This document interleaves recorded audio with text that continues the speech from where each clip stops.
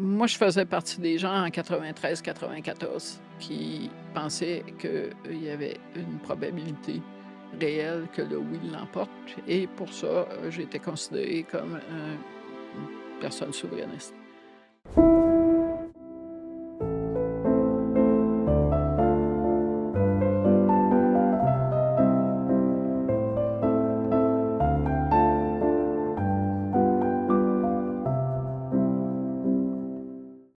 Bonjour à tous. Un mot pour remercier ceux qui nous soutiennent financièrement. C'est grâce à vous que le projet fonctionne, qu'on peut continuer d'aller de l'avant, d'approcher des gens et de se projeter à long terme dans ce projet-là. Si vous voulez nous soutenir justement, vous pouvez vous abonner de façon totalement gratuite au projet, mais vous pouvez aussi vous abonner sur Patreon, également sur YouTube. Il y a 2 options qui s'offrent à vous. Patreon, le lien est dans la description. YouTube, vous allez juste en bas comme ça parce que vous êtes abonné, mais vous avez aussi rejoindre, se joindre. Vous pesez là-dessus et dans les 2 cas, ça vous donne accès aux épisodes 3 semaines d'avance sans publicité ainsi qu'à du contenu exclusif. Sinon, à mardi prochain. Merci. Bonjour à tous, bienvenue à un nouvel épisode d'Il reste du monde. Aujourd'hui, on reçoit Chantal Hébert que j'ai eu le malheur, Chantal Hébert, de présenter comme une journaliste chevronnée. Ça, Non, c'est correct. ça marche, Oui, chevronnée? oui, chevronnée. Ça Ouais. fait très sérieux. J'ai pas dit journaliste de 40 ans d'expérience. 50. 5 bon, ça. OK, c'est Je sais pire. vivre, je sais Ah, vivre. oui, oui, c'est pire. Chevronné, je pense qu'il faut quand même devoir peut-être commencer à l'assumer, là. Peut-être. Ouais, Mais, tu sais, l'avantage d'être journaliste, c'est, que tu as jamais besoin de te demander ce que tu vas faire quand tu vas être grand, parce que tu le seras jamais. c'est vrai, ça. C'est comme, tu sais, est-ce que Tintin vieillit? Ou est-ce qu'il devient une personne sérieuse? Jamais. J'ai lu que vous aimiez Tintin, c'est Tintin qui vous a donné le goût du métier. C'est totalement probablement la faute de mes parents, effectivement. Ils m'ont donné beaucoup, beaucoup de Tintin et la chose qu'on peut dire pour Tintin, c'est d'abord, il y a peu de femmes, mais les femmes qu'on voit, la principale femme qu'on voit, c'est une femme qui a une carrière. Mais ça avait l'air un patron, un jour, avait demandé, je suis pas la seule, hein, au Québec, on est nombreux qui avons cette idée de Tintin et souvent des objets qui vont avec. Et un patron, dans un lunch post-électoral, à l'époque où les journaux avaient de l'argent et qui nous amenaient manger, avait demandé: «Mais pourquoi Tintin?» Et la réponse est toujours la même: «Parce qu'il voyage beaucoup, il est jamais obligé d'écrire». Parce qu'on ne le voit jamais écrire, C'est vrai, hein. c'est C'est vrai. le journaliste parfait. On se fait envoyer, on a des aventures, puis on n'est pas obligé d'écrire à la fin. Il écrit dans les premiers, Oui, mais c'est que, tu sais, pour placer un si peu le peu, fait qu'il est oui. journaliste, puis après, Puis on après, dirait, il écrit plus jamais. ouais, dans Tintin en Amérique, je me rappelle qu'il écrit, Ouais, c'est c'est parmi ça. les premiers, puis après, on fait comme, je pense le lecteur veut pas le voir écrire, il veut Non, le mais voir on le voit triper. même pas publié. C'est vrai, c'est vrai. C'est lequel votre préféré des Tintins? Mon Dieu, probablement, Tintin au Tibet ou le Lotus bleu. La couverture du Lotus bleu, c'est magnifique. Oui, puis pour être allé éventuellement en Asie, c'est beaucoup plus proche de la ré de d'une réalité à l'intérieur de limites certaines que, par exemple, Tintin en Amérique ou Tintin au Congo. Là, on est vraiment de l'autre côté de la coche, là, dans le mauvais sens du mot. Mhm. Mais là, on sent puis il y avait un ami chinois apparemment, mais on sent qu'il y a un petit peu plus de connaissances réelles par rapport à l'endroit où il est. Cela dit, bon, ça ne gagnerait pas un prix, d'ouverture, à la diversité aujourd'hui. Non, mais c'est une autre époque. Bon, oui, Puis je pense que c'est ça prend de l'intelligence pour être capable de faire la part des choses. et quand moi, j'étais petite, il y avait peu de livres où, hem, il y avait d'abord, il y avait pas de livres où les filles étaient des gens qui faisaient beaucoup de choses. La comtesse de Ségur, là, c'est vraiment merveilleux, mais Les Malheurs de Sophie, c'est pas le modèle du siècle. Puis presque tous les livres où les gens faisaient des choses intéressantes, c'était des livres où il y avait des gars. Il y avait Tintin, mais il y avait des signes de piste, puis moi, je suis tombée totalement là-dedans. J'ai plus jamais regardé La Bibliothèque rose, ça a été fini. Le personnage féminin dans Tintin dont vous parliez, c'est La la Castafiore. Castafiore, qui a Mais elle toute a une une vraie, carrière. tu sais, C'est elle a vrai, une oui, vraie oui, elle a. carrière, Oui. là. C'est pas, un personnage mineur, qui ramasse les poussières en arrière de Tintin. Puis même, il y en a une, madame, qui est comme un peu une femme de chambre dans Tintin, à un moment donné, mais Nestor aussi, c'est un domestique. Alors, tu sais, c'est pas genré dans le Oui, sens oui, oui. de la littérature de cette époque-là, où vraiment, on présentait toujours les femmes comme les petites filles qui ont peur, puis les gars les défendent. Alors, je suis tombée là-dedans. Mon père était journaliste, cela dit. Oui, puis un pas pire journaliste quand même. Ben, il a travaillé au droit et il nous a amenés à Toronto. Il est devenu réalisateur aux affaires publiques à Radio-Canada. C'est comme ça qu'on s'est retrouvés à Toronto. Mais mes parents n'étaient pas. C'est l'époque. La première fois que j'ai dit que je voulais être journaliste, instantanément, mon père a dit c'est pas un emploi pour une femme et ma mère a dit tu pourras pas avoir d'enfant. Oh. J'ai décidé que j'allais garder mes projets pour moi. J'ai 5 petits-enfants, alors j'ai dû réussir à avoir. Pas pire d'un nombre d'enfants. Oui, c'est ça. Mais il y a quelque chose que je veux vous dire en commençant, de peur de l'oublier. Quand vous avez commencé à faire ce métier-là, il y avait visiblement moins de femmes qu'il y en a Oui. aujourd'hui. Ça a dû être, d'une façon ou d'une autre, intimidant de se lancer là-dedans. Des années plus tard, moi, je vais vous dire une chose, j'ai invité des gens à ce podcast-là, j'ai envoyé des textos, j'ai appelé, et j'ai jamais eu autant peur Ben voyons. d'un invité que de vous. Ben là, franchement, Vous n'êtes pas effrayante, mais vous êtes intimidante. c'est drôle quand les gens disent ça parce que il y a beaucoup de gens qui se prennent beaucoup plus au sérieux que moi et qui devraient être beaucoup plus intimidants. Mais On vous l'a déjà dit. ouais, mais moi, d'abord, mon plan de match, il était pas très bon, hein. J'ai été extraordinairement timide. J'ai réussi à faire 3 ans d'université sans dire un mot dans une classe, sauf quand j'ai été obligée de faire une présentation et c'était jamais brillant. Mais je voulais être journaliste. Alors, je suis arrivée à la salle de nouvelles de Radio-Canada Toronto. C'était extraordinaire. Mon quart de travail, j'étais relève d'été, c'était de 4 heures à midi. J'écrivais des textes pour les bulletins de nouvelles régionaux. Et le moment le plus dur de la journée, c'était 9 heures quand tout le monde arrivait parce que là, il fallait que je leur dise bonjour. Puis j'étais vraiment gênée. Alors, je me suis dit, puis c'est pas grave, je vais devenir quelqu'un qui est chef de pupitre ou affectateur. Puis j'aurais jamais besoin de téléphoner à des gens pour demander des choses ou encore pire, d'être devant un micro ou devant une caméra. Alors, j'ai effectivement suivi mon plan de match. Ils ont fini par me donner une vraie job. Ça a pris 2 ans et quelques. Et j'ai appliqué pour un poste d'affectateur. Non seulement ils m'ont pas donné le poste, mais en plus, pour se débarrasser de moi dans la salle de nouvelles, ils m'ont envoyé à Queen's Park comme courriériste parlementaire. Alors, mon beau plan de match. En chemin, j'ai découvert que les micros, ça me dérangeait pas trop. Puis la caméra, ben, ça s'apprend, mais vraiment, là, des fois, je regarde ça et je me dis, la personne de 21 ans qui est rentrée dans la salle de nouvelles avait un étrange plan de match. Ben, c'est un parcours étonnant, Ouais, puis mais ce que ça prouve, c'est qu'il faut pas avoir tu sais, les a des priori. grands plans. Il faut juste, apprendre en chemin, puis Mais qu'est-ce que les gens vous disent quand ils doivent ensuite expliquer le fait de vous avoir dit qu'ils vous trouvent intimidante? C'est quoi leur explication? il y a pas beaucoup de gens qui me disent ça, étonnamment. Il y a beaucoup de gens qui me parlent, mais ils ont pas l'air trop intimidés. Généralement, dans les autobus, sur le trottoir ou à peu près partout, j'ai dû expliquer à mes petits-enfants pourquoi on leur disait de pas parler aux étrangers et que moi, je passais mon temps à parler à des gens que je connaissais pas. Ah. Et il y en a beaucoup, beaucoup, beaucoup. Je pense que les seuls qui me trouvent, «intimidante» entre guillemets, c'est probablement des gens qui sont en politique. Et dans le milieu journalistique. Ça, je sais pas. Ben, je vais vous expliquer pourquoi moi, j'ai OK. ce sentiment-là. OK, Et, moi, et je vous- vais faire la et- psychologie. ben oui, faites donc ça, mais vous allez Ouais. comprendre, c'est le contraire d'un reproche que je vous fais. Non, c'est correct. C'est peut-être même un compliment. C'est que j'ai l'impression qu'on ne peut pas se tromper. J'ai l'impression qu'il faut être précis avec vous, qu'il faut être studieux, qu'il faut avoir bien fait son Ouais. travail. J'aimerais pas ça, en fait, me tromper en votre présence. J'aurais l'impression Mais que dans la vous... mesure du possible, j'essaye de trouver une façon plus diplomatique que de dire, c'est pas c'est pas là que je vais, plutôt que c'est pas ça pantoute. Je comprends. C'est Vous avez développé des moyens de le oui, dire. Parce que c'est arrivé souvent. c'est plus intelligent. D'abord, personne n'a le monopole de la vérité. C'est pas parce que moi, je pense que c'est tout croche ce que je viens d'entendre que j'ai raison. Des fois, c'est le contraire. Alors, c'est toujours mieux de dire: «Moi, je vois ça différemment» que de dire, «C'est pas ça pantoute», ce qui est un peu présomptueux d'ailleurs. Parce que ce que je couvre, c'est pas une science exacte. Et c'est intéressant parce qu'il se passe toujours des choses qu'on peut pas prévoir. Alors, à partir de ce moment-là, il y a une marge d'erreur quand même dans l'appréciation de ce qu'on voit. C'est pas parce que la mienne est différente de celle de quelqu'un d'autre qu'elle est nécessairement la bonne ou la meilleure. Parce que vous êtes journaliste, mais vous ne vous prenez pas non plus pour quelqu'un qui couvrirait, je sais pas, quelque chose comme l'astronomie, où il y a des, Mon il Dieu! y a des lois. Je suis nulle euh, en sciences. non, non, mais il y a des lois en astronomie ou de la Oui, science oui, c'est une naturelle. science exacte. Bon, voilà.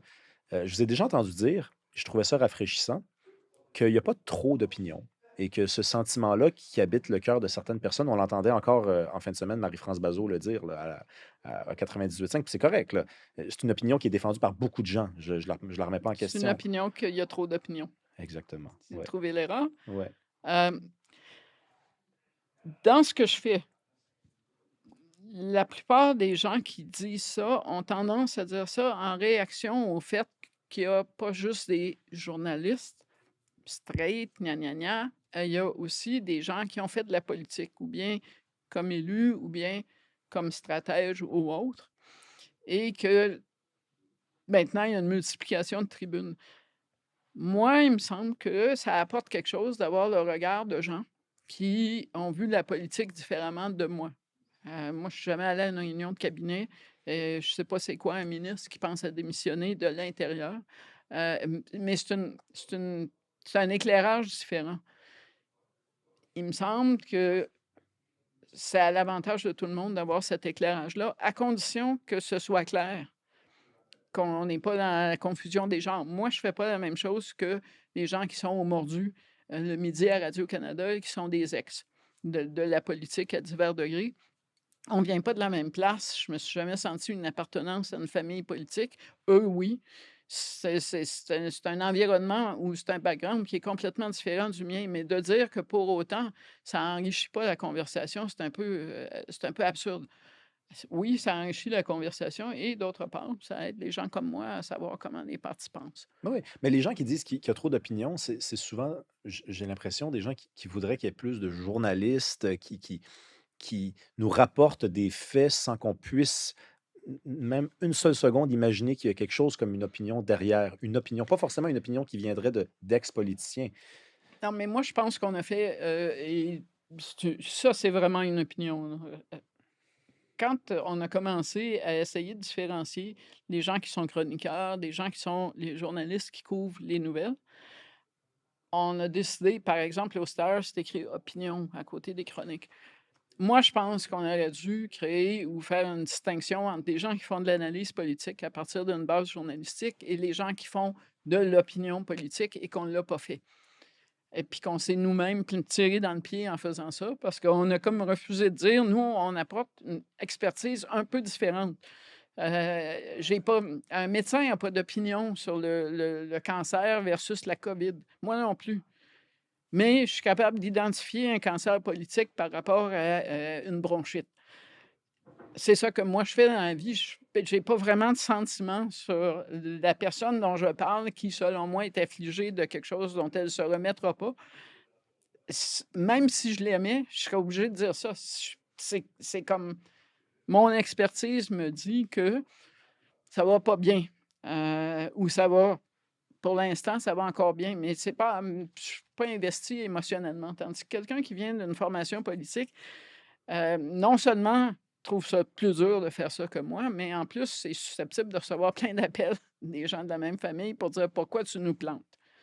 Alors c'est vraiment 2 choses différentes. Moi, j'accepte pas d'aller dans des tribunes avec des politiciens qui pratiquent parce qu'on fait pas la même chose. C'est injuste pour eux. Ils sont obligés de défendre un point de vue que peut-être qu'ils partagent pas complètement, tandis que moi, j'ai le choix de dire absolument ce que je vois parce que personne va m'élire après, puis personne va me démettre d'un conseil des ministres.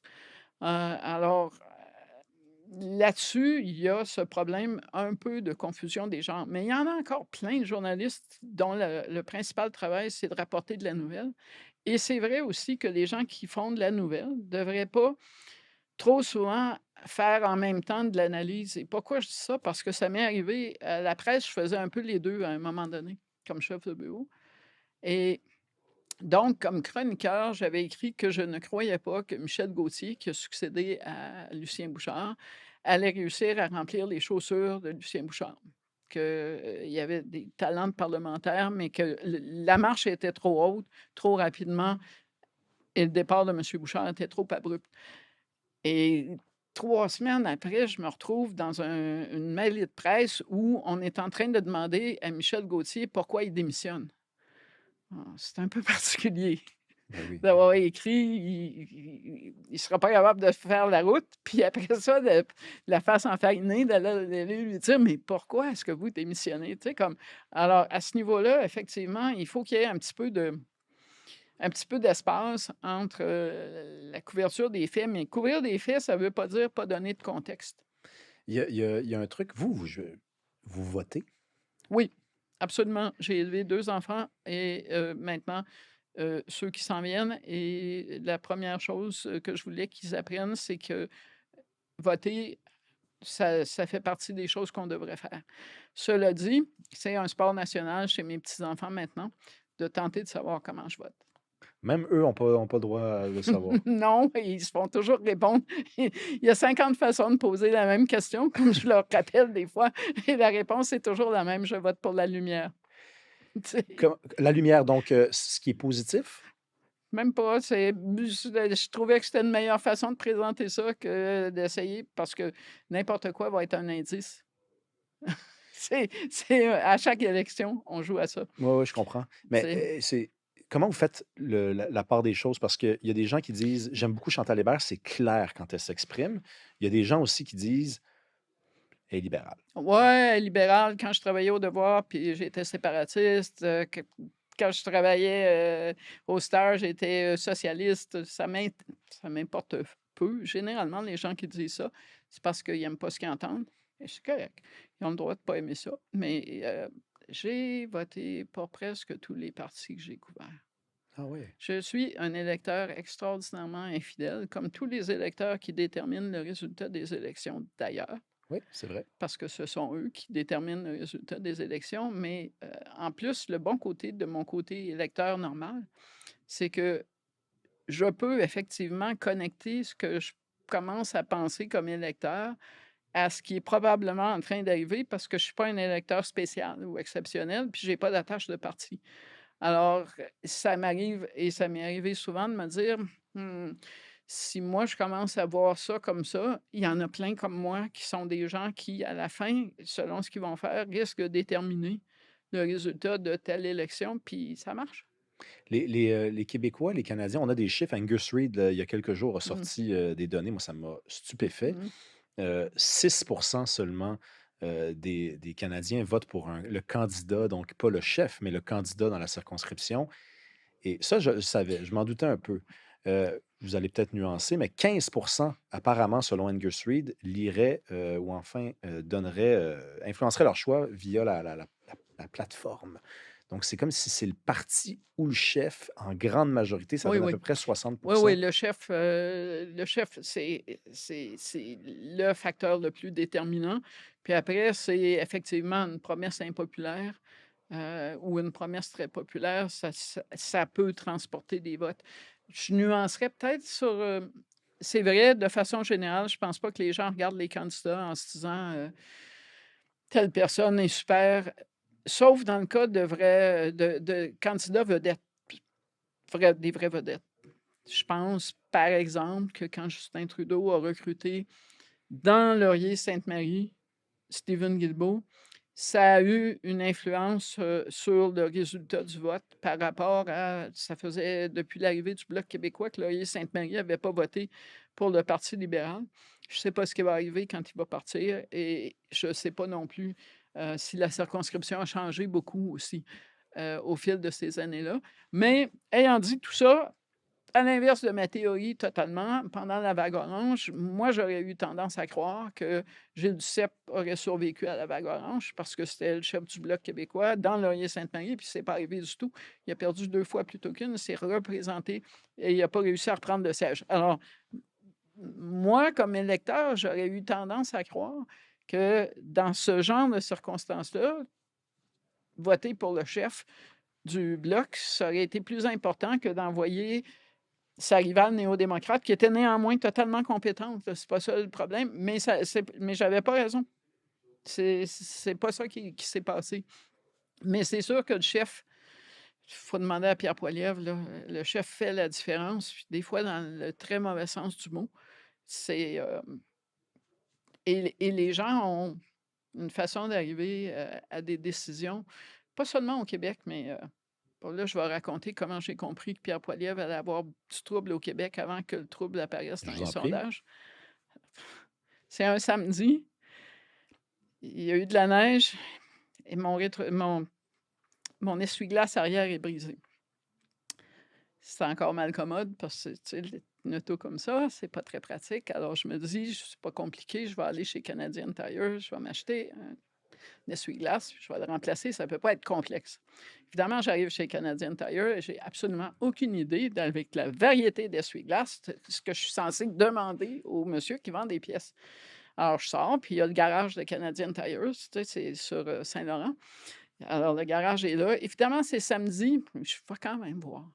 Et il y a 2 monsieur de Canadian Tire qui portent des chemises, qui sont en train de boire un café dehors, puis qui disent: «Qu'est-ce que vous cherchez?» Et là, j'explique mon malheur. Je cherche à me procurer un essuie-glace, puis je sais pas trop lequel ça me prend. «Ah, on va regarder ça». Ils viennent avec moi à l'auto, vont à l'intérieur, disent au gars des pièces qu'il devrait me vendre et ils m'aident à l'installer. Là, il y en a un qui me regarde et il dit: «Savez-vous pourquoi?» Jusque-là, personne m'a dit: «On vous connaît». Il m'a dit: «Savez-vous pourquoi, madame Hébert, votre, essuie-glace a brisé?» Moi, je m'attends à une explication technique qui va m'empêcher de faire ça une autre fois. Je dis: «Non». Ben, il dit: «C'est évident, c'est la faute à Justin Trudeau». Ah. Et là, je me dis: «Là, tu viens d'entendre quelque chose». Comme dans parce qu'on est au moment où, à chaque fois que Pierre Poilievre est n'importe où, c'est toujours la faute à Justin Trudeau. Et là, il y en a d'autres me regardent, puis il me dit des fois, il dit: «Pierre Poilievre nous prend pour des valises». Je suis partie en me disant: «Pierre Poilievre est dans le trouble».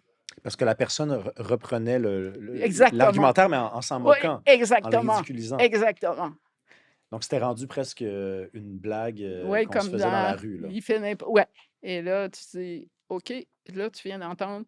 Avant les élections de 2015, Justin Trudeau est en troisième place aux communes, puis les sondages allaient nulle part, là, c'était le NPD ou bien Stephen Harper.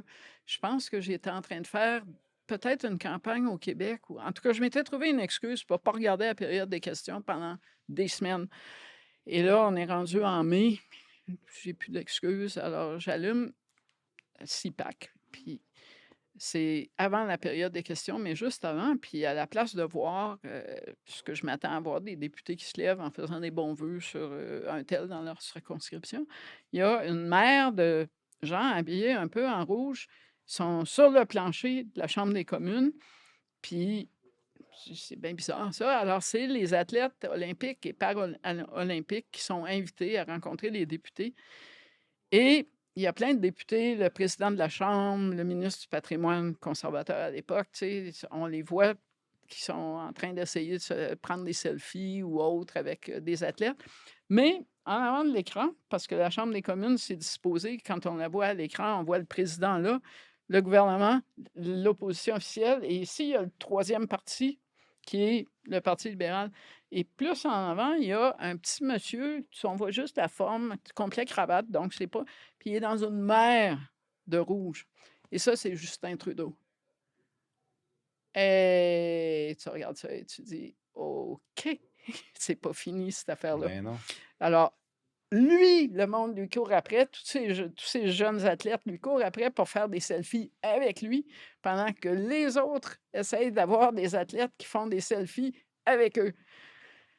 Et c'est juste des affaires, mais c'est oui, mais couvrir la politique, c'est pas juste écouter des Ben non. discours plates, c'est regarder des affaires parce que les gens qui décident, là, c'est pas les gens à la Chambre des communes quand il y a une élection, c'est les gens qui sont en train d'aider avec, l'essuie-glace au Canadian Tire ou bien les gens qui sont en train de demander des selfies à un chef de parti. Mais, C'est eux qui vont aller voter. mais justement, c'est d'eux dont je veux qu'on parle parce que vous les connaissez au Québec, vous les connaissez au Canada, vous avez, tu sais, ben, je vous le disais tout récemment, parler de la Colombie-Britannique. Vous disiez c'est l'endroit où la gauche et la droite s'affrontent avec le plus d'énergie. Donc, Depuis toujours. vous connaissez le Canada. Euh, on dit souvent, puis j'ai reçu Jean-Marc Léger qui me l'a confirmé, que ce sont quand même deux électorats relativement différents. Oh yeah. Les Québécois, ce sont des gens qui sont très émotifs, cherchent la nouveauté, cherchent à tomber amoureux d'un Et ils politicien. tombent régulièrement amoureux Ah oui, d'ailleurs. oui, ils ont C'est oui, fascinant à oui, oui, regarder. oui, oui, oui. Alors que les Canadiens, Jean-Marc Léger me disait, si l'aiguille bouge d'1%, c'est parce qu'il s'est passé quelque chose, ça arrive jamais, c'est très statique. Est-ce que vous êtes d'accord avec cette lecture-là? Jusqu'à un certain point, c'est sûr que le Québec fonctionne différemment, électoralement que les autres provinces. Tu sais, la vague orange, là, il faut regarder ça et quand on a fait la soirée électorale, de 2011, donc l'année de la vague orange, les premiers résultats qui rentrent, c'est les résultats des îles de la Madeleine. Pourquoi? Parce qu'il y a l'heure de Ouais. l'Atlantique, donc ça sort, avant. C'est toujours comme ça, d'ailleurs. Oui, et ce bout-là de l'émission, généralement, dans autant qu'aujourd'hui on peut, est pas diffusé nationalement parce qu'on est encore dans des marchés, donc le marché s'agrandit à chaque heure quand les bureaux de vote ferment. Donc les premiers résultats qui rentrent aux îles, c'est, le NPD qui gagne et là, tu te dis: «Mais comment est-ce que des gens qui sont aux îles de la Madeleine ne sont pas exposés au marché médiatique montréalais, qui vivent dans un autre environnement médiatique complètement, comment ils savent de faire la même chose que les gens qui votent à Drummondville, puis les gens qui votent à Sept-Îles et les gens qui votent à Montréal? Comment c'est possible?» C'est comme puis oui, et c'était une vraie vague, là. C'est la première fois moi, je vais beaucoup dans des marchés tôt le matin parce qu'il y a pas de monde, mais aussi parce que ça me donne la chance de parler aux gens qui vendent des choses, qui ont tendance à pas être dans le 514, ce qui est plus utile pour moi que tous mes voisins du 514 parce qu'on ne décide pas des élections dans le 514 et c'est la première fois que j'entendais des gens qui étaient des marchands anglophones se vanter avec des marchands francophones qu'ils allaient voter NPD. Tu sais, normalement, il y a un clivage. Ben oui. Mais là, c'était et tout le monde était fier de se vanter de ce qu'il s'en allait faire. J'étais allée dans ce temps-là, je vivais plus proche d'Outremont, j'étais dans la circonscription d'Outremont et j'étais allée voter par anticipation. Puis je regardais autour de moi, puis je me disais: «Est-ce que ça se peut que tous ces gens-là qui ont l'air de gens d'Outremont, un dimanche matin, est-ce que ça se peut vraiment qu'ils sont tous en train de voter NPD?» La réponse, c'est oui. C'est ce qu'on a fini par Mais réaliser, oui. ça, tu vois pas ça ailleurs au Canada. Il y a d'autres choses qu'on voit, Mais c'est quoi? C'est que les effectivement. Québécois, ils veulent triper, là, ils veulent se donner ils veulent participer à une aventure. Non, je pense que, l'électeur québécois, d'abord, a tendance à être beaucoup plus politisé que la moyenne. Ça veut pas dire qu'il y a pas d'ignorants ici, puis qu'il y a juste des ignorants là-bas, là, mais pour des raisons historiques. D'abord, on est exposé à 2 gouvernements, alors on a une double dose parce qu'on considère qu'on a 2 gouvernements, un national, un fédéral. C'est complètement différent de la dynamique dans les provinces où il y a le gouvernement fédéral, puis la province, mais la province prend moins de place, là. Quand tu prends le Globe and Mail le matin, trouver des nouvelles de Queen's Park, c'est difficile. Mais quand on prend la presse ou le devoir, trouver des nouvelles de Québec puis de l'Assemblée nationale, c'est plus facile que de trouver des nouvelles fédérales. Alors, mais à la fin, on est exposé à beaucoup plus de débats politiques ici que dans la majorité, dans toutes les autres provinces. Même si la presse canadienne est vraiment centrée à Toronto, on ne couvre pas beaucoup les politiques des provinces. L'histoire de Terre-Neuve, là, et Labrador et l'entente sur Hydro-Québec, c'est une grosse affaire, c'est une histoire nationale. Ici, on en parle, mais pour trouver ce qui se passait, j'ai été obligée, jusqu'à il y a 2 semaines, d'aller sur le site de la CBC dans une section qui s'appelle Local. Puis là, tu descends, puis finalement, tu trouves Newfoundland and Labrador. Puis là, là-dedans, il y avait l'information dont j'avais besoin pour savoir quand est-ce c'était comme c'était pas sur la carte. Il y a ça, il y a 2 on a fait 2 débats référendaires quand même. Ça fait que les gens ont comme, heu, beaucoup plus 94 c'est la participation au référendum de 95. Incroyable. Là, ouais, mais ça veut dire des gens qui écoutent et au Québec plus qu'ailleurs, puis ça aussi bien au niveau québécois que fédéral, la campagne a beaucoup d'importance. Les gens font attention. D'ailleurs, je pense que Jean-Marc Léger serait d'accord avec moi. L'endroit où on a le moins perdu confiance dans ce qu'on appelle les médias conventionnels, c'est probablement au Québec versus, le reste de l'Amérique du Mais je pense Nord. que c'est exact. Je pense que c'est exact. Et donc, oui, il y a des courants un peu plus marginaux au Québec comme il y en a ailleurs, mais ils ont beaucoup moins d'emprise sur le débat public que ce qu'on voit, par exemple, de ce temps-ci en Alberta. C'est extraordinaire de Mais, regarder mais ça, ce qui se passe là. on va en parler un peu plus tard, mais je veux qu'on reste sur les Canadiens. Moi, avant que Trump ne surgisse puis fasse émaner un sentiment national canadien, j'avais l'impression qu'il n'y en avait pas vraiment. Non, Puis mon Dieu. Non, on- il y en a toujours eu. ouais. Ben, parce qu'on sait par exemple que les Canadiens, puis c'est un détail, vous me direz peut-être, mais je trouve que c'est quand même essentiel. Ça doit compter au moins un peu. Regarde la télé américaine. Euh, Lisent beaucoup des auteurs Mhm, américains. mhm. Euh, donc je me dis, C'est exact. ouais, C'est vrai que la majorité des jeunes Québécois peuvent nommer des artistes québécois à ce jour. Et aussi des artistes américains, tandis que l'inverse, c'est beaucoup plus difficile d'aller voir un jeune Canadien. Canadien puis de lui demander d'identifier un artiste qui est canadien plutôt qu'américain.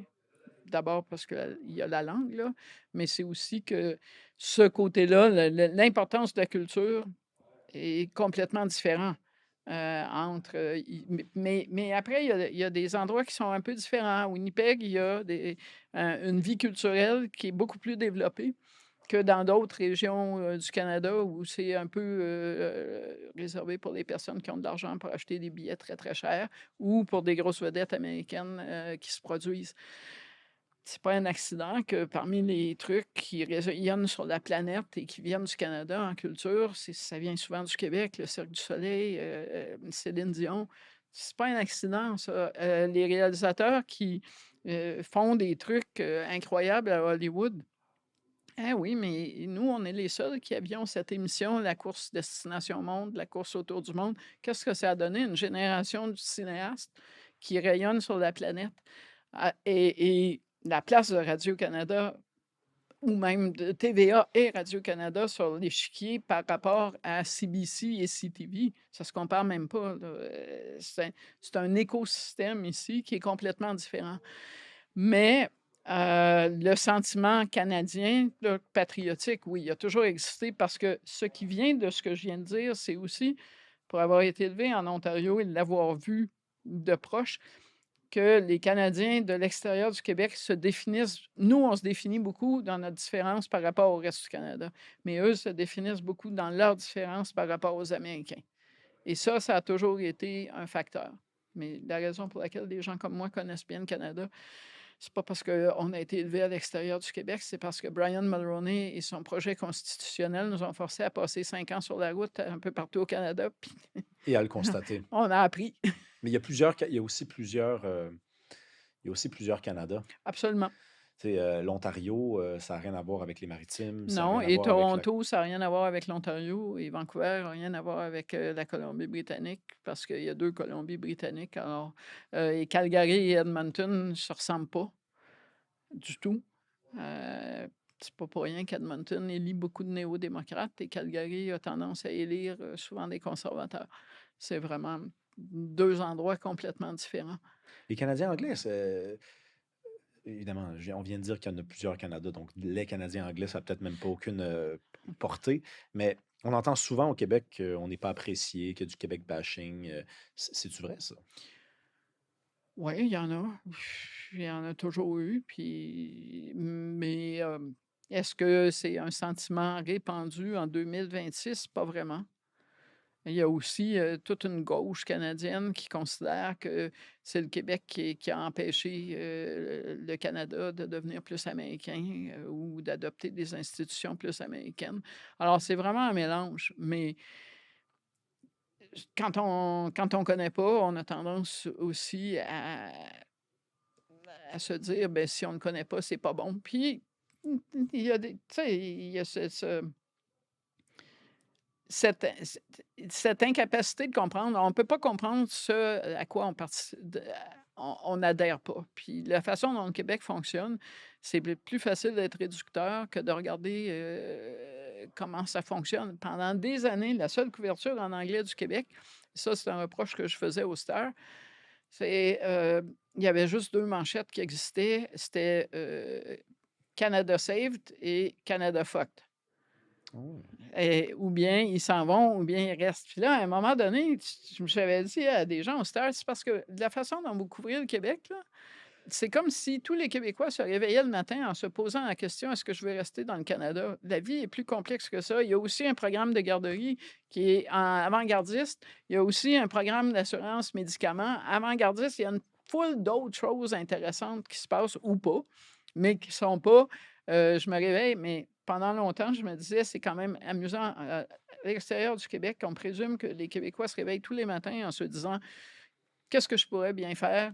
Est-ce que je veux quitter ou rester? Alors que, bon, on en parle, mais on ne mange pas tous les dimanches en se demandant si on devrait partir. Et nous, on est assis de ce côté-ci et on se dit, plein de Canadiens se réveillent tous les matins en disant, qu'est-ce que je pourrais bien faire pour faire chier le Québec aujourd'hui? Alors que la majorité des Canadiens font plein d'autres choses et ne passent pas leur temps à obséder sur le Québec. Et Mais c'est une- comment on doit comprendre ça? Est-ce que c'est simplement le fait de ne pas s'être suffisamment parlé? Est-ce que la distance fait en sorte que le dialogue n'aura peut-être jamais lieu? Les médias ont un gros rôle là-dedans, historiquement. Quand j'ai commencé à couvrir la politique, et là, c'était un accident, on m'a envoyé à la conférence sur le rapatriement de la Constitution parce que Radio-Canada, j'étais encore à Radio-Canada, mais Radio-Canada National s'intéressait évidemment à Pierre Trudeau et René Lévesque, pas beaucoup à Bill Davis, le premier ministre de l'Ontario, et nous, on était une station régionale. Alors, ils m'ont dit, va donc couvrir. J'avais aucune idée de ce que je faisais là. Un chien dans un jeu de quilles aurait été plus confortable que moi. D'abord, dans ce temps-là, il n'y avait pas de News World ou de RDI pour relayer des points de presse. Mais une journée où j'attendais un taxi, là, on est à celle de novembre, celle qui a abouti au rapatriement. Et je suis à l'extérieur de l'ancienne gare où la conférence a lieu. J'attends un taxi et c'est l'heure où les vraies vedettes font leur stand-up pour la fin de leur topo télévision. Et là, je me rends compte qu'en français, et d'abord en français, on parle du reste du Canada, erreur grave que le Québec aura faite 2 fois plutôt qu'une.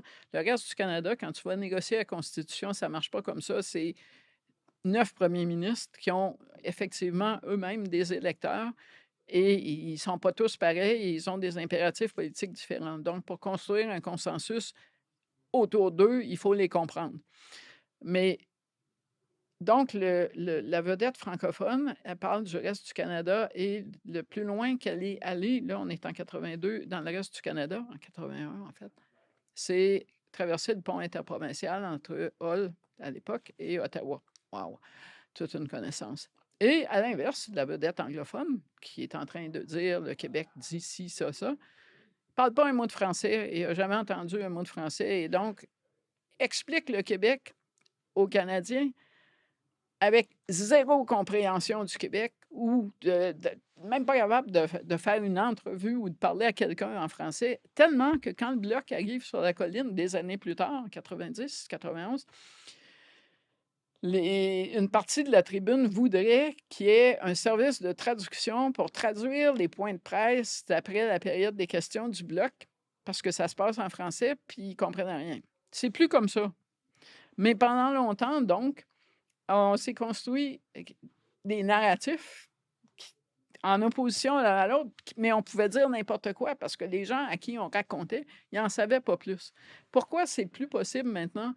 Entre autres parce que les journalistes d'aujourd'hui sont beaucoup mieux éduqués que quand moi, j'ai commencé, parlent généralement 2 ou 3 langues et ils n'ont pas cette barrière-là. S'ils sont pour couvrir le Québec, ils comprennent le français, ils sont capables de se débrouiller. Certainement, souvent, ils travaillent des 2 côtés, parce qu'il y a plus mais c'est aussi les médias sociaux.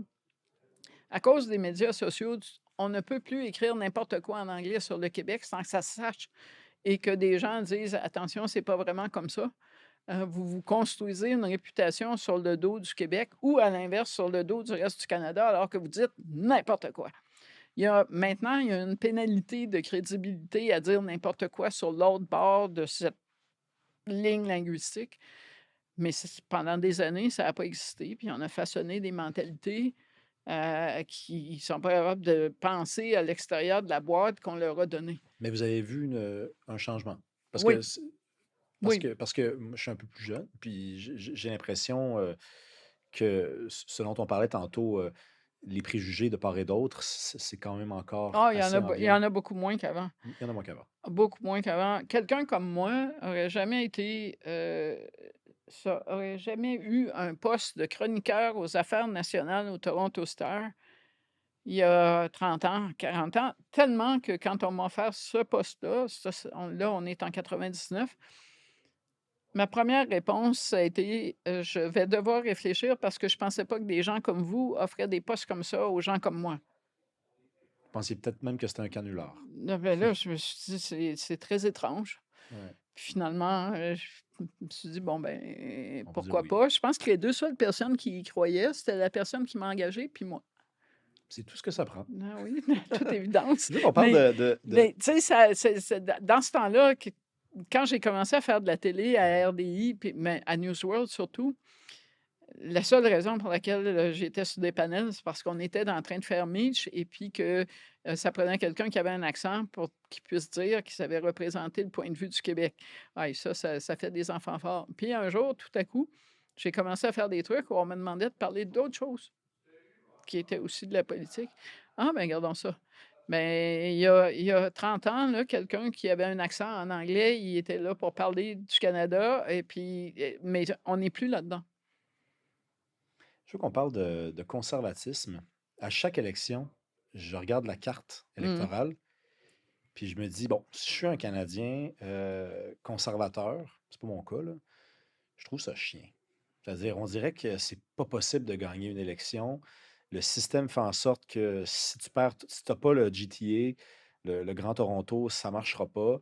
Il y a plus de bleu que de rouge à l'œil. Là, on regarde ça comme ça, mais c'est pas là où ça compte. Dans l'histoire du Canada depuis 1867, je ne sais pas, la proportion exacte, je ne la connais pas, mais c'est quoi? C'est 75% à peu près de gouvernements C'est sûr libéraux, que c'est les libéraux ont gouverné plus que les mais conservateurs. beaucoup plus, là. C'est du Oh, oui, 75-80% à peu oui, près. oui, oui, mais c'est parce que, d'abord, il faut comprendre que le Parti libéral est un parti, extraordinairement flexible au niveau idéologique, on le voit dans le moment. C'est le parti qui comprend le mieux que, la première règle de la game, c'est de gagner la game. Les partis conservateurs ont toujours été plus idéologiques, le NPD aussi, à un autre degré et donc a toujours eu des batailles idéologiques qui sont beaucoup plus prononcées.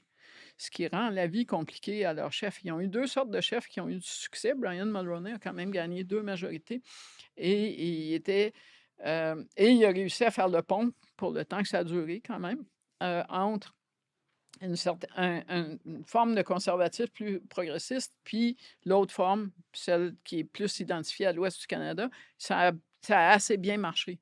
Stephen Harper, qui venait de l'autre côté, a réussi à peu près la même chose. Il n'a pas gagné le Québec, mais il a quand même gagné des sièges au Québec et les sièges qu'il Mhm. a gagnés au Québec étaient en territoire francophone.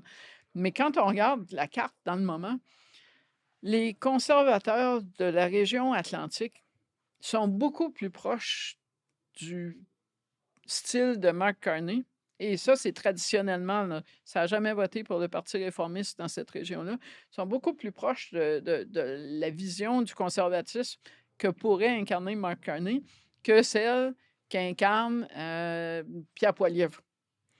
Et les électeurs conservateurs de l'Alberta et de la Saskatchewan ou même de la Colombie-Britannique de ce temps-ci. Alors, c'est extraordinairement difficile de trouver un chef qui est capable de garder tous ces gens-là et d'attirer des électeurs.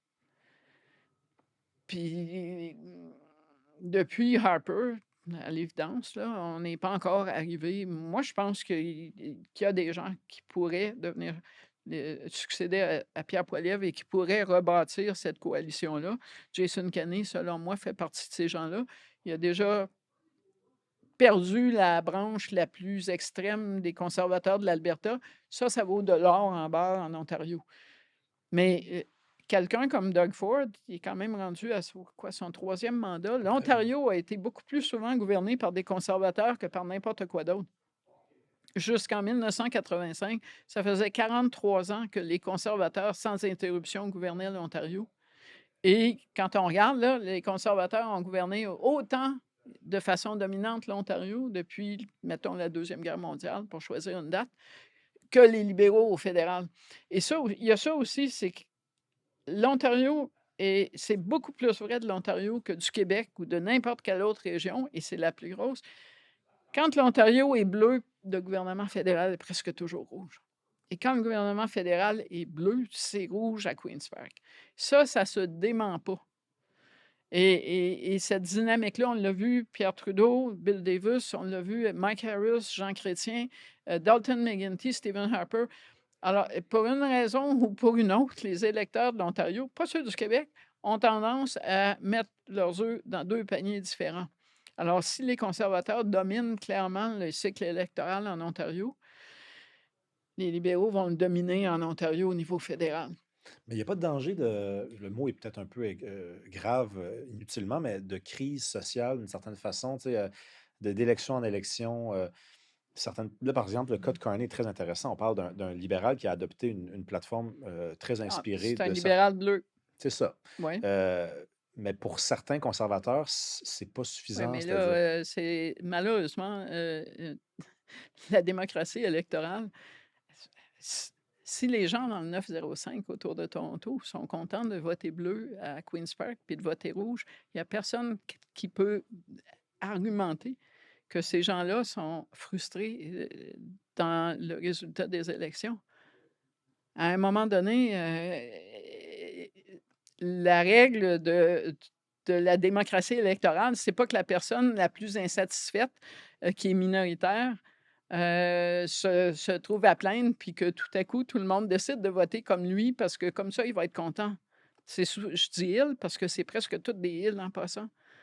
Hmm. Mais moi, je n'ai rien à dire sur le résultat libéral des élections dans la mesure où les gens qui le font ne sont pas des libéraux, rouge foncé, c'est des gens qui généralement votent différemment au provincial. Non, mais je parle d'une crise Mais parce que mais comment ça pourrait être une crise sociale quand 70 des électeurs canadiens et québécois ne se reconnaissent pas dans le Parti conservateur? Qu'est-ce qu'on est en train de dire? Que c'est 70 qui se répartissent entre 4 partis, le Bloc québécois, le NPD, le Parti vert, les libéraux. Eux, ils ont tous tort et ce sont, des élites qui oppriment le 30. Je pense que dans le 30, il faudrait que ça il y soit en à a la l'inverse. majorité qui ne Ouais. seraient pas d'accord. Non, non, mais je vous suis. C'est juste que je me dis, il y a des provinces, par exemple, comme l'Alberta, qui doit se dire peut-être on n'est jamais entendu, ou c'est arrivé sous OK. Harper, mais ça n'a été qu'une escale. Puis, OK, mais c'est arrivé sous Harper, mais ils n'étaient pas contents parce que Harper n'était pas assez conservateur. Pourtant, il l'était assez pour les gens qui votaient pour lui en Ontario, au Québec et dans l'Atlantique. À un moment donné, il faut s'entendre aussi ah oui. sur ce qu'on est en train de dire. Il y a un sondage Angus Reid, pas Angus Reid, Environics d'ailleurs, qui vient de sortir et qui montre que le sentiment d'aliénation de l'Alberta, malgré tout ça, est en baisse significative par rapport à 2019. Et là, quand je dis baisse significative, c'est comme du 20 à 30 points. Mais qu'est-ce qui est arrivé pendant cette période-là? Il est arrivé que le NPD a gouverné l'Alberta et que les électeurs néo-démocrates de l'Alberta qui existent, ils forment l'opposition officielle de ce temps-ci. Ils sont à 3 points dans les intentions de vote derrière les conservateurs albertains. Ces électeurs-là, leur marge de confort à l'intérieur du Canada augmente et a augmenté significativement. Il existe eux autres aussi, là. Donc, et c'est ça qui est intéressant, ce que cette étude-là sur l'Alberta montrait, c'est qu'il y a eu une évolution réelle dans le sens positif du mot à l'égard du fédéralisme en Alberta au sein de tous les électeurs qui votent NPD, mais que ça n'a pas bougé parmi la frange qui vote du côté le plus à droite du Parti conservateur. Et éventuellement, ça va amener le Parti conservateur de l'Alberta à un schisme. C'est là qu'ils s'en vont. Justin Trudeau a été au pouvoir pendant 10 ans. Ouais. Depuis qu'il n'est plus là, j'entends beaucoup de gens parler de son rapport à l'ingérence, par exemple, ou peut-être même à sa naïveté par rapport à ces enjeux-là. Des ambassadeurs, des gens qui ont été également députés, qui l'ont côtoyé, qui sont encore députés ou qui ne le sont plus. Vous, comment vous avez vécu ça, vous qui l'avez couvert finalement, ce règne-là, si on peut appeler ça comme ça? Est-ce qu'il était aussi naïf qu'on ne semble le dire? Parce qu'on dirait aujourd'hui que le Canada est aux prises avec des menaces qui sont bien installées ici et que Justin Trudeau, selon certaines personnes, ben, c'était pas important pour lui. Il fallait faire d'autres affaires, puis c'est comme s'il s'occupait pas de ces fonctions-là, pourtant Bon, plutôt régaliennes, là. on a dit ça de tous les premiers ministres que j'ai couverts après 10 ans. Quand Pierre Trudeau est parti, c'était la pire personne au monde qui avait laissé plein de problèmes pour s'occuper de la paix dans le monde ou autre truc. Et ça, là, c'était particulièrement virulent en Ontario, la province où il y a un culte maintenant de Pierre Trudeau. Après, ça a été le tour de Brian Mulroney, quelqu'un qui a complètement mis le pays à feu et à sang avec ses politiques constitutionnelles ratées, puis avec sa TPS qui nous a tous ruinés. Puis aujourd'hui, on trouve que Brian Mulroney, finalement, il a fait des grandes choses en politique internationale sur l'apartheid et puis la TPS, c'était finalement une très bonne idée. Ça a remplacé une taxe qui était peu productive et que d'autre part, le libre-échange, le traité canado-américain de libre-échange, ça a fini par faire consensus. Après, ça a été Jean Chrétien, qui était soi-disant un dictateur, qui s'occupait de personne et puis qui traitait les autres partis comme des non-entités parce que lui faisait à sa tête et qui dépensait de l'argent dans des programmes, avec raison d'ailleurs, pas de les dépenser, mais qu'on l'accusait avec raison de s'être embarqué dans des opérations de drapeaux au Québec, de commandites Scandale des pour se commandites, faire ouais. une machine électorale. Et aujourd'hui, on dit, bon, Jean Chrétien, son gouvernement a quand même réussi à atteindre le déficit zéro. Après, ça a été Stephen Harper, après 10 ans, un gouvernement insensible qui ne s'occupe pas des vrais problèmes, qui laisse le filet de sécurité sociale tomber en lambeaux. Ah, puis maintenant, c'est Justin Trudeau. Mais c'est la Euh, question de l'ingérence, parce ben, que c'est quoi l'ingérence? Ah, OK. Définir ingérence de Justin Trudeau. ben, en tout cas, il y a toute la Comme question quoi? des postes de police chinois, l'ingérence L'ingérence chinoise, la étrangère. propagande. Oui, l'ingérence étrangère. Mais l'ingérence étrangère, d'abord, elle existait avant Justin Trudeau, puis elle existe encore aujourd'hui. Maintenant, il y a de l'ingérence américaine, on s'en est rajouté une couche. Mais ces politiques-là, n'importe quel gouvernement aurait été vulnérable à ça. Le gouvernement de Stephen Harper n'était pas particulièrement vigilant sur ces questions-là non plus. C'était pas un sujet d'immense préoccupation. Mais tous les partis, alors il faudrait parler, par exemple, à M. Poilievre des débats internes dans son parti entre la communauté sikh puis une certaine forme de communauté hindoue.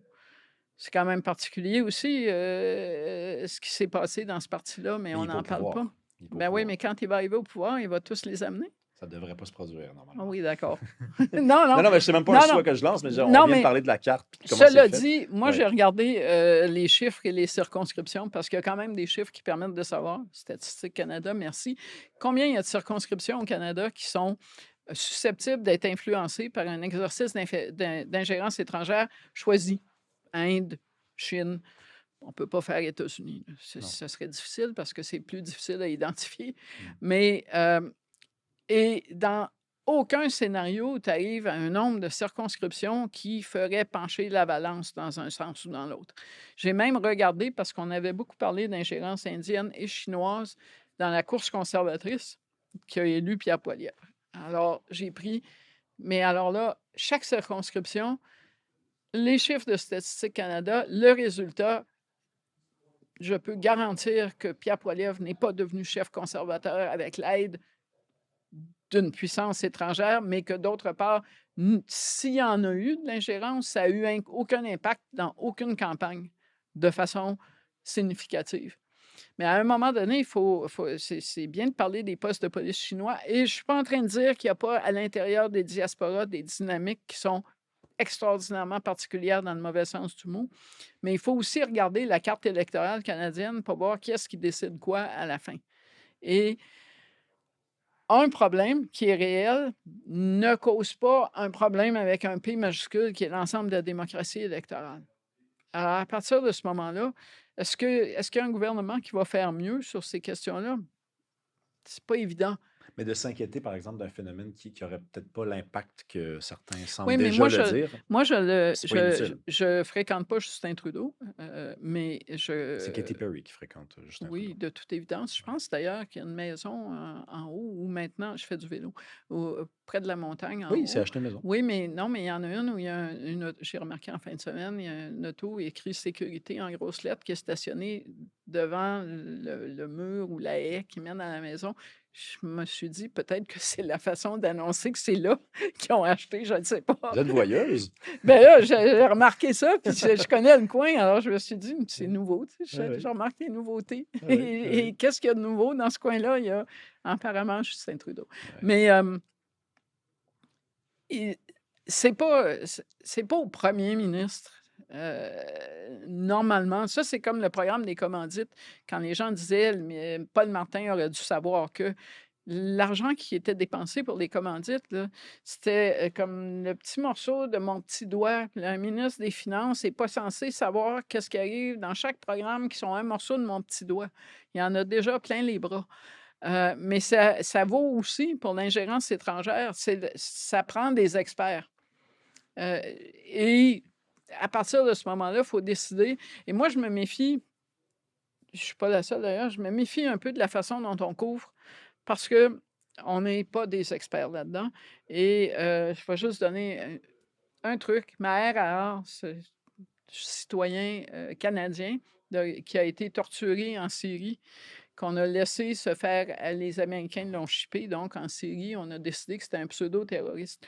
Il y a des gens dans les services d'intelligence au Canada, et ça a été prouvé, là, qui avaient un intérêt à se couvrir là-dessus et qui ont fuité plein de choses sur Maher Aar qui étaient complètement fausses, puis qui ont fait la une de certains journaux que j'aime mieux pas nommer. Euh, et les écouter, là, Maher Aar était un danger public, puis ce qui est arrivé, c'était de sa faute, puis nanana. Finalement, il y a eu une commission d'enquête qui a montré tout ça et on l'a dédommagé. Mais c'est pour ça que moi, je me méfie de quand on part sur un sujet et puis qu'il y a des gens qui ont un intérêt à fuiter des choses, mais qui sont aussitôt qu'on parle de sécurité nationale, des fuites, c'est hors contexte. Parce que c'est de la sécurité nationale, on ne va pas avoir le contexte. Il faut faire attention aussi Ouais. à ce qu'on fait puis à ce qu'on imagine. Parce que souvent, c'est des groupes. D'abord, quand on travaille en sécurité nationale puis qu'on fait des fuites, quelque part, on est probablement en bris avec le code d'éthique qui est censé gouverner notre emploi. Parlons du référendum en Alberta. Oh, ça va être tout un party. Ouais, vous pensez? C'est pas très ces gens-là, et là, je parle du gouvernement de l'Alberta, je ne parle pas du mouvement souverainiste, séparatiste, whatever, de l'Alberta. Ces gens-là ne sont pas très sérieux. La façon dont on fait ça, c'est pas comme un mystère, hein, le mode d'emploi, on le connaît. C'est on fait une campagne électorale et on demande un mandat pour faire un référendum sur l'avenir de la province. C'est exactement ce qu'on va faire au mois d'octobre, c'est pas révolutionnaire. Au Québec. Au Québec. En Alberta, il n'a jamais été question dans la campagne électorale qui a amené le gouvernement actuel au pouvoir, il n'a jamais été question de quoi que ce soit du genre. Même pas de référendum sur la Constitution, et tout le monde peut en faire s'il veut. Et là, on se retrouve avec un gouvernement qui, donc, ne pilote pas un projet, n'a aucune idée de comment ça marcherait, parce qu'il ne s'est jamais intéressé à la question, qui va demander aux gens s'ils veulent un référendum pour faire s'ils veulent voter oui à un autre référendum sur un projet qui serait piloté, on ne sait pas par qui, puisque le même gouvernement dit, mais c'est pas nous. Bon, C'est nos militants, mais c'est pas nous, c'est pas notre ouais, ligne de et conduite. c'est à peu près 50 quelques % des militants. Ça veut dire que ça en laisse 45 % qui ne sont pas là-dedans. Ça veut dire qu'un mandat électoral pour faire ça aurait été impossible à obtenir. Alors, où est-ce qu'ils vont atterrir avec ça? Je leur souhaite, eux, ils se disent l'option on reste dans le Canada va gagner, puis on va pouvoir passer à d'autres choses. Je leur souhaite d'avoir raison. Parce que le dernier qui a dit ça, c'était le premier ministre britannique qui a fait le Brexit parce que le non allait l'emporter, puis on n'en parlerait plus. Puis il s'est retrouvé avec un oui, puis il ne savait même pas quoi faire avec, puis ils vivent encore avec ça. Alors, Il y a des gens, et là, je pense qu'on l'a vu, là, je ne sais pas si tu as regardé les manchettes en anglais en fin de semaine. Moi, je les ai vues, puis je vis en partie dans l'univers médiatique anglophone. On sous-estime combien, c'est toxique pour eux, le simple mot référendum et séparation. Alors, ça a grimpé vite, vite, vite dans les guidos. C'est pas le cas en français pour des raisons évidentes historiques. Et l'idée qu'on se fait, c'est toujours cette espèce d'idée infantile des électeurs. Alors, qui faisait, par exemple, qu'à une certaine époque, une théorie qui avait beaucoup cours dans des médias sérieux de langue anglaise au Canada, c'est que Lucien Bouchard allait faire la souveraineté parce qu'il nous avait tous hypnotisés. Puis là, ben, comme Panurge puis ses moutons, on allait voyons donc, c'est comme l'électeur québécois est capable de décider de s'il veut voter oui ou non sans penser qu'il y a comme un immense coup de cœur pour Lucien Bouchard. Oui, on veut l'avoir comme premier ministre, mais non, on n'a pas dit oui. Mais et là, le concept qui retrouve sa vie en anglais, c'est ben, les électeurs de l'Alberta, une fois qu'ils vont avoir compris que ça ne veut rien dire, qu'ils peuvent voter pour avoir un autre référendum, puis que ça va peut-être amener des concessions d'Ottawa, ils vont tous se garrocher pour voter oui Vous y à ou croyez pas, ça? j'ai beaucoup de difficultés, parce qu'il va y avoir une campagne et je connais les gens qui sont les ténors du mouvement séparatiste. Je suis pas sûre que j'achèterais une auto usagée d'un seul d'entre eux. Leurs théories sont quand même extraordinairement particulières. Vous êtes dur. Bien, les avez-vous lus et Je entendus? les ai vus. Ils veulent faire de la remigration. Ça s'appelle, expulser des immigrants. Je ne sais pas, comment ils font pour savoir lesquels le sont. Ils veulent en fait, ils sont plus intéressés à faire partie des États-Unis qu'à faire un pays et éventuellement, à la première minute de cette campagne, évidemment, ils vont devoir expliquer comment ça va être plus facile d'amener des oléoducs à la côte du Pacifique comme pays que comme province. OK, première question. C'est quoi la réponse? Le gouvernement du Canada et celui de la Colombie-Britannique vont être beaucoup plus susceptibles de dire: «Venez-vous-en faire un pipeline chez nous» quand l'Alberta va être indépendante. D'autre part, le dossier autochtone, ça a changé depuis 95. Il y a juste 40 décisions de cour qui vont dans le sens de, les Premières Nations vont avoir un mot à dire sur les projets qui touchent leur développement. Il n'y en a aucun qui touche plus leur développement que l'idée de l'indépendance de l'Alberta. Alors, comment ça marche ça? Et comment ils font pour faire avancer des projets qui sont importants pour l'Alberta, s'ils sont pour partir en guerre contre les Premières Nations les plus ouvertes à participer à ces projets-là et à en faire de la promotion?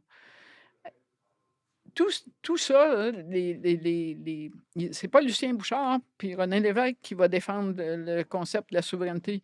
Ce sont des gens qui n'ont jamais été élus et qui auraient de la difficulté à se faire élire demain matin. Mais on est d'accord sur le fait que s'il faut calculer les chances que ça fonctionne, là, Ils sont faibles. mais très, très, très faible. Mais j'aime bien l'idée, quand je dis j'aime bien, c'est que j'y crois.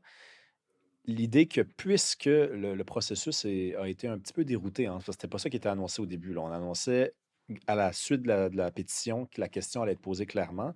Là, on dit aux gens, voulez-vous qu'on vous la pose, la question? Oui, pour Donc, échapper à 2 choses, la contestation ouais, judiciaire, exactement. mais aussi la loi sur la clarté. Ouais. Mais puisque ça s'est passé comme ça, j'aime bien l'idée, dans le sens que j'y crois, que certains non-indépendantistes en Alberta vont voter oui à la première question pour envoyer un signal Et clair. la raison pour laquelle je pense qu'ils le feront pas, c'est parce que quand ils vont regarder avec qui ils votent, ils vont décider qu'ils veulent pas donner à ces gens-là, plus d'oxygène que ce qu'ils ont Ouais. déjà. Vous pensez pas qu'ils vont dire oui, là on fait de la spéculation, pour ensuite dire, ben, quand va venir le temps de choisir, c'est là que je vais les Je suis pas sanctionner. convaincue, non. Non? Pas à cause de la personnalité puis du discours des gens. Si c'était Lucien Bouchard ou son équivalent albertain, Mhm. qui demandait, oui, j'y croirais. Mais l'appareillage, séparatiste de l'Alberta que j'ai vu jusqu'à présent me semble pas susceptible sur une campagne qui va durer X mois de convaincre beaucoup de gens qui veulent s'associer avec, cette équipe-là. Tu sais, ici, on a présenté 2 fois plutôt qu'une des super équipes du monde.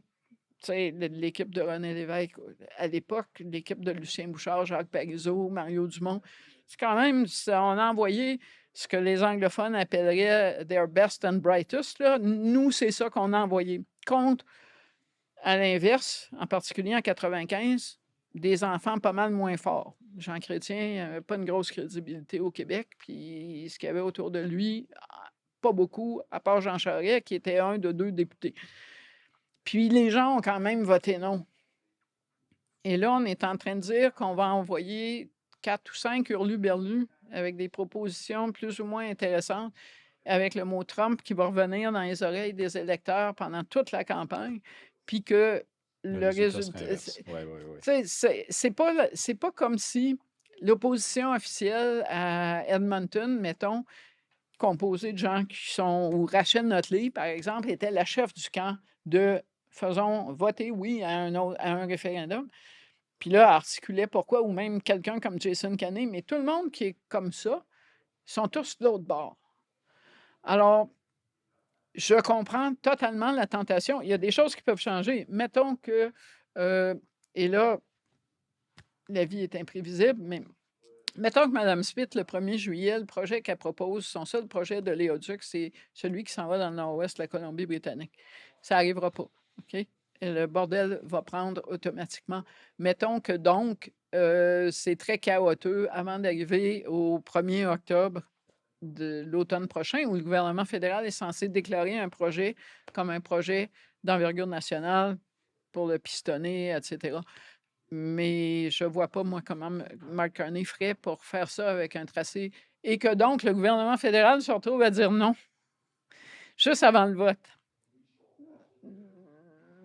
Mais il y a tellement, entre-temps, dans la vraie vie, par exemple, ça prendrait un promoteur privé pour l'oléoduc, je ne sais pas. Moi, j'en possède déjà un, en veux-tu un autre? Il me semble qu'un, c'est assez dans mon portefeuille de contribuable. Oui, tout à 2, fait. ça commence à faire beaucoup. C'est lourd. Mais s'il n'y a pas de promoteur privé, ça risque, le discours là-dessus, ça risque d'être à cause de l'incertitude causée par le mouvement séparatiste. Alors, il y a tellement de façons de jouer ça, et moi, il ne me semble pas que les meilleures cartes sont entre les mains des gens qui vont dire « votez oui ». Surtout qu'eux, dans un premier temps, et là, je ne sais pas s'ils vont changer d'idée, à la place de dire « on fait campagne » pour avoir ce oui pour... ils ont déjà commencé à faire campagne pour obtenir une assemblée extraordinaire du Parti conservateur de l'Alberta, qui ne s'appelle pas comme ça, Parti conservateur uni, donc, pour faire un vote de confiance pour débarquer Danielle Smith. Mais pendant ce temps-là, ils ne sont pas en train de se préparer un argumentaire pour la campagne parce qu'eux, ils prétendent qu'ils peuvent déposer Danielle Smith, la remplacer et mettre leurs questions à temps pour le 19 octobre. Moi, ça me semble difficile. Ça fait beaucoup de travail. Il me semble que ça fait beaucoup. Il y a tellement de pain sur la planche qu'on dirait qu'on ne voit plus la planche. Pendant des siècles, la politique en Alberta était d'un ennui total. Alors, est-ce qu'on devrait se plaindre de ce que... tu sais, ce que moi, je trouve qu'il y a beaucoup de choses qui sont tout croche dans leur affaire. Mais ce que je trouve qui est le moins tout croche, c'est qu'enfin, ils vont avoir des vraies conversations politiques. Puis ça, c'est probablement sain pour la démocratie en Alberta, qu'au moins on parle. Plutôt que, des fois, je prenais des avions, il y avait des campagnes électorales en Alberta. Puis les gens à côté de moi, c'était des gens de l'Alberta. Puis là, je leur disais comment va votre campagne. Et ils ne savaient même pas qu'il y avait une campagne électorale. Ah, ouais. Tu ne peux pas imaginer ça au Québec. Tu embarques dans un avion, puis la personne à côté de toi, elle ne sait pas que les Canadiens sont dans les finales ou bien qu'il y a une campagne électorale. Mais là, s'ils disaient « Ah ouais, we're having an election », puis moi, ça me surprenait toujours. Ben oui, c'est sûr. Parce que, tu sais... c'est pas normal, en fait. Mais non. Mais là, ça les force. Puis quelque part, il y a cette crainte d'avoir des débats sur des questions qui, effectivement, peuvent devenir déchirantes. Mais c'est...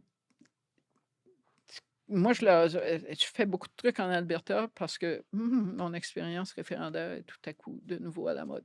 Que voulez-vous? C'est pas de ma faute. Mais des fois, je leur dis, écoutez, arrêtez un instant, là. Nous, on a voté 50-50. Si on avait décidé qu'on ne se parlait plus après, où est-ce qu'on serait aujourd'hui? Le lendemain matin, on a continué à se parler parce que la seule chose que tu peux faire quand tu as un problème clivant. Ça vaut pour le débat sur des vaccins comme pour ces débats-là, c'est de continuer à se parler. On ne peut pas se comprendre si on ne se parle pas. Et là, ils sont obligés de se parler. Ils ne peuvent pas faire ce très mauvais réflexe que moi j'ai vu, entre autres, en Ontario, quand Ford, l'autre, a été élu maire, où tout ce qui est chattering class, là, la classe parlante, décide que seuls les imbéciles pourraient voter de telle façon. Bien là, regarde ce qui arrive, c'est que les imbéciles se fâchent, puis effectivement, ils votent de telle façon. Mais ça c'est pas une conversation politique, ça. C'est le contraire et la pire chose. Alors, oui, si l'Alberta, sa place dans le Canada mérite d'être défendue, bien, qu'on la défende sur des arguments, puis qu'on fasse la vraie conversation. Puis après, tout le monde sera probablement mieux informé que si on fait juste dire c'est juste des imbéciles qui veulent Mhm. se séparer, puis on ne devrait pas parler de ce genre de sujet-là. Moi, j'ai pour mon dire que au Québec, revenons au Québec un instant, j'ai pour mon dire que si les souverainistes ne l'emportent pas, il y aura toujours un autre référendum. Il y aura toujours le débat va toujours revenir aussi longtemps que la réponse va être non. Puis bon, il y a deux fois que c'est arrivé, ça semble donner un peu raison à ça. Là, les souverainistes, beaucoup d'entre eux disent que c'est la dernière fois, c'est la dernière chance, donc ils ne seraient Ah peut-être pas oui, la d'accord fin avec de moi. l'histoire est toujours la fin de la vie de quelqu'un, Ouais, mais c'est ouais, pas ouais. la fin de l'histoire, c'est juste la fin Exactement. de la vie de Mais quelqu'un. est-ce que vous avez pas un peu l'impression qu'on est destiné à jouer dans ce même film-là aussi longtemps que la réponse que les Québécois s'offrent à eux-mêmes, c'est non? Peut-être. J'imagine que les stratèges souverainistes qui disent c'est la dernière fois, c'est parce qu'ils regardent la démographie électorale qui change, forcément. On est d'accord. Quand moi, je suis arrivée à Montréal, c'était l'époque, donc le milieu des années 90, là, juste après le référendum. C'était l'époque où on était encore en train de dire c'est extraordinaire les enfants de la loi 101. Mais on ne sait pas, quelque part, il n'y a jamais personne qui aujourd'hui se dit ben oui, mais forcément, les enfants de la loi 101, ça veut dire que tous ces gens-là, maintenant, c'est des parents qui ne s'appellent pas Hébert. Ou C'est un Saint-Cyr. mélange. Mes petits-enfants ne s'appellent pas Hébert Lapierre. Tu sais, comme. Et donc, je regardais en fin de semaine ce rapport sur l'ouverture versus le repli. C'est sûr que dans ces circonstances-là, l'ouverture est plus susceptible d'amener des votes que le repli, parce que le repli, ça s'adresse à des gens qui, forcément, vont finir comme moi au cimetière. On ne reviendra pas aux années 50 à Montréal. Ça ne redeviendra pas une ville essentiellement francophone avec des Anglais sur la montagne. La vie n'est pas comme ça. Mais donc, ça amène la classe souverainiste actuelle de dire la démographie électorale va continuer à évoluer à notre désavantage. Donc, on approche de la dernière chance. Moi, je pense qu'il y a. Je suis plus d'accord avec l'idée que c'est un sujet qui va revenir de façon récurrente parce qu'il y a des façons de recadrer cette conversation-là en fonction d'une démographie électorale qui n'est pas la même qu'en 95, et encore moins que celle de 80, puis ça en fait quand même un sujet d'actualité. Euh, Imagine qu'une partie du Canada, là, on est dans une politique fiction Ah, totale. Une hypothétique. partie du Canada décide qu'elle s'annexe aux États-Unis. Puis, mais que tout le monde peut faire ce qu'il veut, puis le Québec décide de ne pas y aller, parce que c'est ça qui arriverait. Parce que la façon dont on voit les valeurs démocratiques sont un petit peu différentes, peut-être que, par exemple, l'Alberta. Il y a des choses, il y a des consensus au Québec qui ne sont pas des consensus seulement fondés sur la langue, l'identité et autres, mais il y a quelque part, il y a une fibre nationaliste au sens large qui est réelle et qui n'est pas disparue depuis 1995 puis qui ne s'est pas rétrécie à la façon dont elle est souvent présentée par plusieurs souverainistes aujourd'hui, c'est-à-dire ah, il faut que les Purlaines se sauvent de ce qui est en train d'arriver, alors il faut voter oui. C'est pour ça que moi, il me semble qu'au fil du temps, cette question-là va revenir parce que c'est ce qui arrive quand une nation, périodiquement, va se demander où elle veut être. Je pense pas que maintenant, c'est le meilleur moment, que le contexte n'est pas particulièrement favorable à cause de tout le débat avec Trump, la tête de l'électeur n'est pas là. Tu sais, 95, s'il n'y avait pas eu Mitch, je ne suis pas sûr qu'on faisait 95. Puis là, il ne me semble pas qu'on a un échafaudage qui va faire un grand édifice. Mais c'est Hmm. particulier, vous en conviendrez peut-être que c'est particulier d'entendre des fois des gens qui sont plus associés au camp fédéraliste dire à des gens du clan souverainiste, OK, on ne veut pas rejouer dans ce même film-là, ça va faire les batailles constitutionnelles, les chicanes. Et pourtant, leur option garantit qu'on en revienne toujours à ça, alors que Ouais. l'autre camp est présenté comme celui qui veut revenir à ça, mais c'est le seul qui peut Ouais. véritablement tourner le dos à ça. Il y a 70 des Québécois qui ne veulent pas revivre ça. Ça veut dire qu'il y a un pourcentage quand même significatif de gens qui ont voté oui ou qui même pourraient penser à voter oui qui ne veulent pas faire ça. C'est vrai. C'est comme ça, c'est. Moi, je faisais partie des gens en 93-94 qui pensaient qu'il y avait une probabilité réelle que le oui l'emporte. Et pour ça, j'ai été considérée comme une personne souverainiste. L'avez-vous déjà dit, vous, publiquement, si vous aviez voté oui ou J'ai non? jamais voté. Je vivais pas au Québec. Ah, J'étais à Toronto en 80 et j'étais à Ottawa encore en 95. OK. Alors, j'ai pas voté. Des Ah. fois, je me dis, si on recommence, il va falloir que je m'interroge. Ben Mais oui, parce que là, oui, vous êtes ici, là. oui, mais on n'est pas rendu là pour On l'instant. vous réinviterez. Mais je fais pas partie des gens aujourd'hui qui disent faites attention, il pourrait y avoir un oui parce que je vois pas l'élan que j'ai vu en 95. Tu sais, en 95, si on avait voté en 92, là, à la place de voter sur le référendum de Charlottetown, selon moi, le oui gagnait. C'est le temps qui a fait que ça s'est usé. Mais après l'échec de Mitch, c'est évident qu'il y aurait eu, mais une semaine avant le référendum, les chiffres montraient que le oui l'emportait à 55-56. Sauf que devant le fait qu'ils allaient voter oui, la vague a comme. C'est pas Jean Chrétien, puis c'est pas la manifestation d'amour qui a fait ça. C'est des gens qui voulaient envoyer un message, justement, puis qui se sont dit oh, oui, on veut envoyer un message, puis, mais on veut pas nécessairement s'embarquer là-dedans. On pense que c'est un bon véhicule pour leur dire on est fâchés, puis on vous a assez vu. Mais maintenant, à part dans le cercle des gens qui couvrent ces choses-là, quand les gens me parlent, ils me parlent jamais de ça. C'est comme, ils me parlent de Trump. Il y a un été, pas celui-ci, l'été avant l'élection américaine, ça m'a frappé pendant 6 semaines. Tout le monde qui m'a parlé n'a jamais dit le nom Trudeau ou le nom Legault. J'ai juste entendu Kamala Harris, Trump, Biden. Au Québec, la tête des gens n'est pas à ce moment-ci dans l'idée que leur principale préoccupation trouverait une solution dans une démarche vers la souveraineté. Est-ce que plus tard, dans un autre environnement complètement, ça pourrait changer? Moi, je suis convaincue que oui. Mais vous ne pensez pas que ce sont les hommes, et là, ça peut être aussi les femmes, là, qui font l'histoire? Ou Non, je véritablement, pense que ce non? sont les peuples qui font l'histoire. Ce sont les peuples. En démocratie, oui. Mais il Puis, n'y a pas quelqu'un qui peut venir secouer un peuple, qui peut venir instiller quelque je chose. reviens à... on a envoyé nos meilleurs à René Lévesque, Jacques Parizeau, Lucien Bouchard, puis on est encore ici. Pour l'instant, hein, puis là, je ne veux pas souffrir de la maladie des gens plus âgés qui pensent que tout le monde qui est arrivé après était moins bon que ceux qui ont vu. Je ne pense pas qu'on est dans le moment devant des gens de cette envergure-là. Dans aucun parti, d'ailleurs. Mhm. Ce qui explique que quand on regarde les sondages, il n'y a pas vraiment de coup de foudre pour aucun chef. On est un petit peu comme, sans Mm. dire blasé, on est un petit peu sur PH7, là. On n'est pas dans une grande époque de leadership.